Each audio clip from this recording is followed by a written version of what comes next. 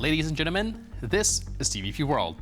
You're watching another edition of Military Mind, bringing you news from the front lines. I'm your host, Benjamin Lee. Overnight on Tuesday, Russia launched a massive strike on Ukraine's energy infrastructure, knocking out power across multiple regions and causing numerous casualties.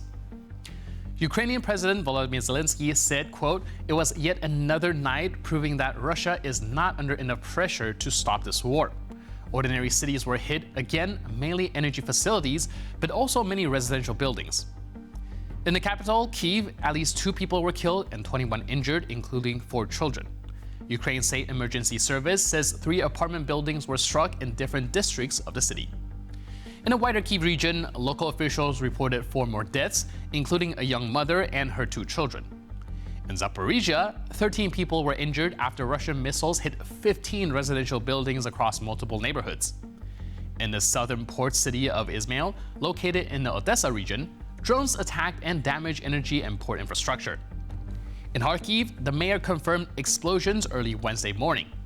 A kindergarten came under attack and several children were injured. Ukraine's Ministry of Energy says emergency blackouts have been introduced across most regions following a large-scale missile and drone assault on the country's energy grid. In response, Ukrainian drones reportedly struck industrial sites in Dagestan and Mordovia overnight on Tuesday. Local media in Dagestan reported loud explosions, with Ukrainian analysts claiming a refinery was among the targets. In Mordovia, one facility was also damaged. Geolocated footage published by Russian outlets indicates that at least 1 drone struck the Saransk mechanical plant, a company that manufactures equipment and components for various sectors, including defense. On the front line, Russian forces have made gains near Vovchansk. Ukrainian officers described the situation there as not favorable. Persistent rain and poor weather have worsened logistics and created challenging conditions for infantry operations. Farther north, near Kupiansk, Russian troops are advancing southeast of the city towards the Oskil River. In the Zaporizhzhia region, Russian forces are taking new positions near Huliapol. Ukrainian assault units say they repelled a large-scale Russian attack east of the city. Military sources report that Moscow continued to rely on large mechanized assault columns, but Ukrainian air and drone strikes have so far succeeded in holding them back. While on a reconnaissance mission, Ukrainian soldiers spotted some unusual enemy equipment, a so-called assault shed converted into a vehicle for frontline attacks. The Russians tried to break through Ukrainian lines using this improvised armor vehicle, but didn't get really far. While moving, the crew lost control. The vehicle tipped onto a side and came into a halt in the middle of a field, completely exposed. Once reconnaissance confirmed the coordinates, a drone from the Ukrainian Defense Force was dispatched to strike. 1 precise hit, and all that remained of the barn was a pile of scrap metal.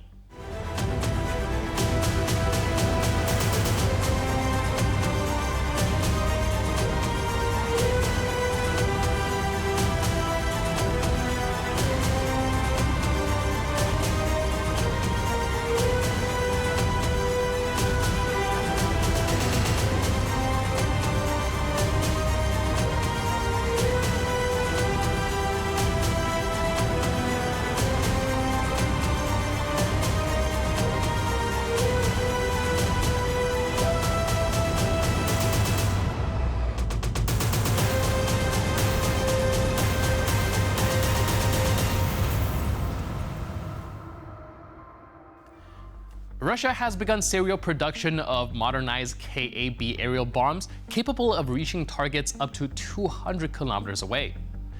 The first published photos show a bomb resembling a classic UMPC, but with an aided cylindrical structure. Now, experts believe that the structure contains a jet engine, allowing the bomb to achieve a record range for its class. Ukrainian intelligence report recent tests confirm a range of 193 kilometers, making the munition a serious threat to Ukrainian defenses, particularly in medium-range attacks. Analyst says the move to mass-produce signals the Russian commands intend to expand the reach of strikes on Ukrainian critical infrastructure as well as military positions.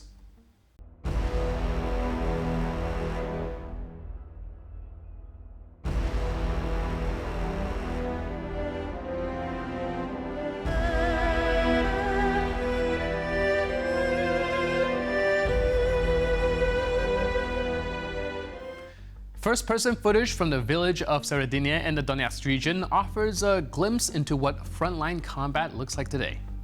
This video captures a fighter from the Ukrainian R-10 Special Forces unit, part of a group advancing towards a position in a residential building. The unit works methodically to secure the structure and counter Russian activity. These images aren't designed to be dramatic, they reflect the routine yet extremely dangerous work of scouts and assault troops. Every step is being watched, and every decision can mean life or death.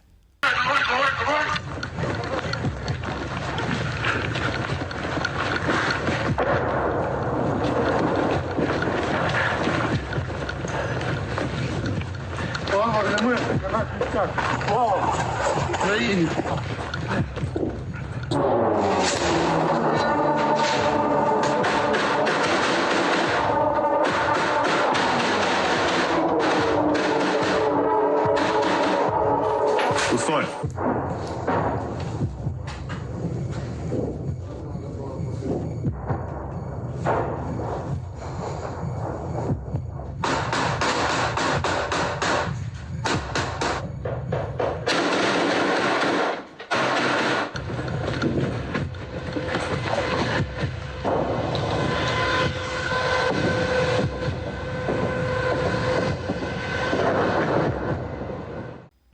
In the Zaporizhzhia sector, the Ukrainian armed forces recently carried out a series of coordinated countermeasures against advancing Russian units.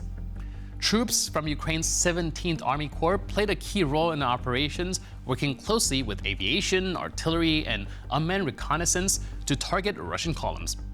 Russian forces launched armored vehicles and motorized units into the assault, but were met with precision strikes both on the approach and in concentrated attack zones. As a result, dozens of Russian vehicles were destroyed, including tanks, infantry fighting vehicles, and motorized columns providing logistical support.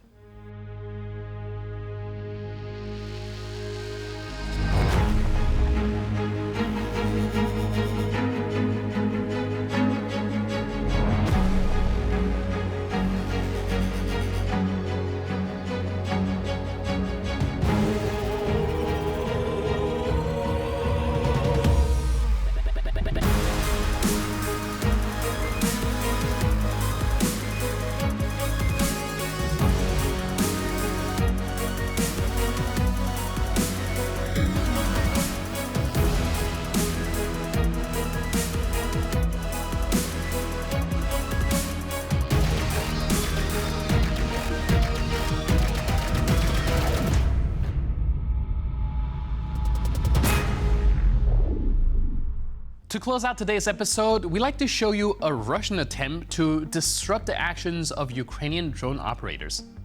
Now, these drone operators carried out a strike on a Russian armored vehicle, and as a result, equipment caught on fire and lost its combat capability. Meanwhile, the Russian drone operators tried to ingeniously interfere, launching a drone with the intention of winding a rope around the Ukrainian drone. This maneuver was unsuccessful. The pilots followed procedure, noticed a threat just in time, and completed the mission without damage to their own drone.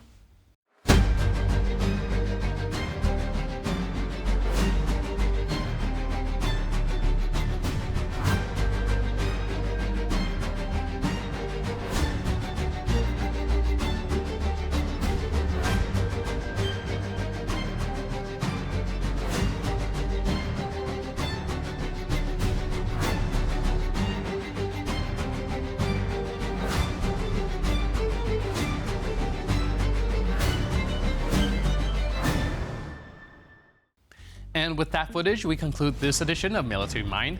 But for more news, update, and commentary, please stay tuned to TVP World.